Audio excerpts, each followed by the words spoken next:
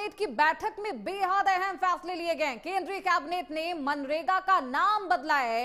पूज्य बापू ग्रामीण रोजगार नया नाम होगा। न्यूक्लियर एनर्जी को कैबिनेट में मंजूरी दी गई है। जनगणना कराने के फैसले को मंजूरी दी गई है। मोदी कैबिनेट की बेहद अहम बैठक, कई प्रस्तावों पर मुहर लगी है, कई प्रस्तावों को मंजूरी दी गई है। मनरेगा का नाम बदल चुका है। पूज्य बापू ग्रामीण रोजगार ये नया नाम है।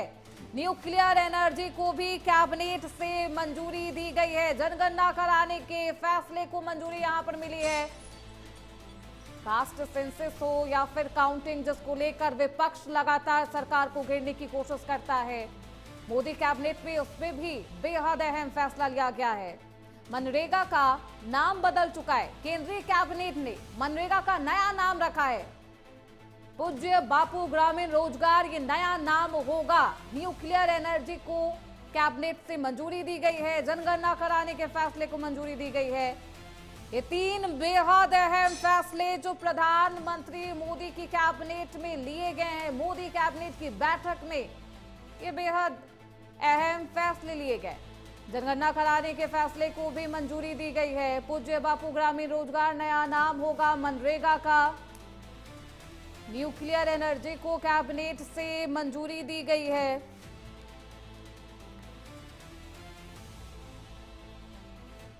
दो 2027 में देश में 2 चरणों में काउंटिंग की जाएगी।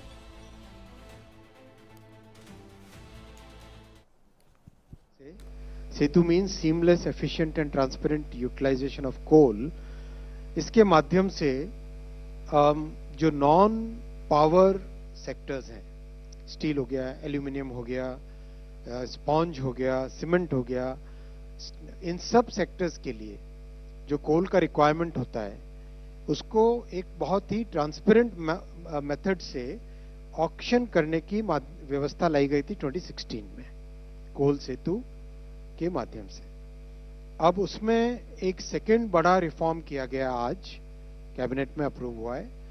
अब इसमें irrespective of the end use, any user can participate in the coal Setu window. End use क्या है, उस पे बाइंड न करते हुए कोई भी व्यक्ति, ऑफ कोर्स ट्रेडर्स का पार्टिसिपेशन इसमें अलाउड नहीं है, जो भी यूज करने के लिए करना चाहे, चाहे वॉशिंग के लिए हो, स्टील के लिए हो, एल्यूमिनियम के लिए हो, एंड यूज किस प्लांट में होगा वो रिस्ट्रिक्शन हटा दिया गया है। और एक बहुत फ्री, फ्लेक्सिबल, बहुत ही अच्छी पॉलिसी आज अप्रूव हुई है। और बड़ी बात यह है कि अब कोल के एक्सपोर्ट को भी प्रमोट किया जा रहा है। अपना प्रोडक्शन इतना हो गया है अभी कि now we can start looking at exports. इसलिए कोल के एक्सपोर्ट्स का आज पॉलिसी में फैसला लिया गया है। इससे बहुत बड़ी फ्लेक्सिबिलिटी आएगी इंडस्ट्री में। जिस तरह से इंडस्ट्री का ग्रोथ हो रहा है, उस ग्रोथ में ये रिफॉर्म बहुत एक बड़ा रोल प्ले करेगा। कोकिंग कोल, जो कि स्टील के लिए एक पर्टिकुलर वैरायटी होती है स्टील के मैन्युफैक्चर में, उसका इस विंडो में नहीं है। और वॉशरीज के लिए एक बहुत ही, वॉशरी से कोल की क्वालिटी सिग्निफिकेंटली इंप्रूव हो जाती है। कोल में ऐश भी होती है, उस ऐश को रिमूव करने का मेथड होता है, वॉशिंग का एक मेथड होता है। तो वॉशिंग के जरिए से कोल की क्वालिटी को इंक्रीज करने का, इंप्रूव करने का भी इस स्कीम में, आज के रिफॉर्म में लिया गया है एक बड़ा फैसला।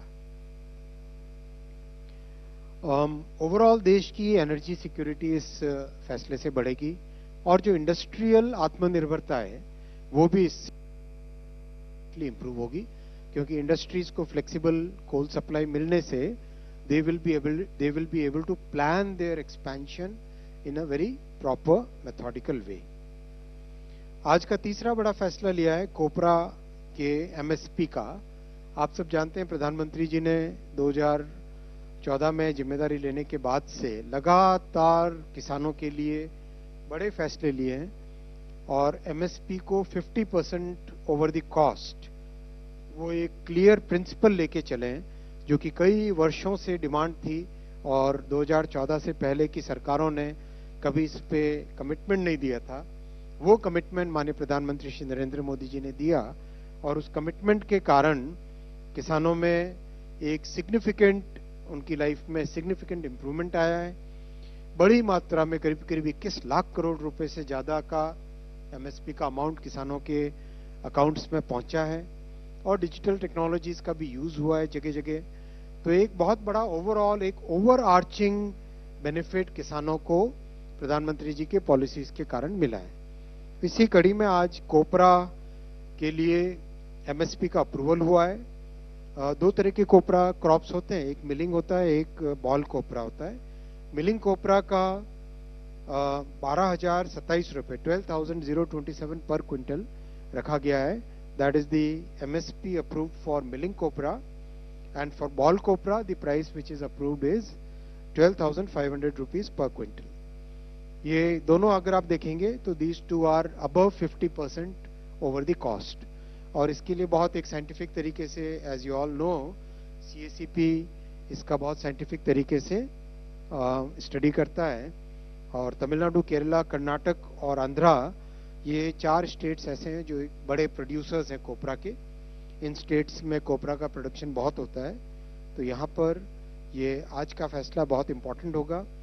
इसके लिए नैफेड और एनसीसीएफ ये दोनों नोडल एजेंसीज रहेंगी और राज्य सरकार के साथ मिलकर ये प्रोक्योरमेंट किया जाता है और स्टेट की एजेंसीज भी इसमें इन्वॉल्व होती है कोपरा के प्रोक्योरमेंट में। किसानों के लिए बहुत बड़ा ये सेफ्टी नेट है और आज ये फैसला किसानों के हित में रहेगा। मैं यहाँ पर रुकता हूँ और आपके क्वेश्चंस लेंगे।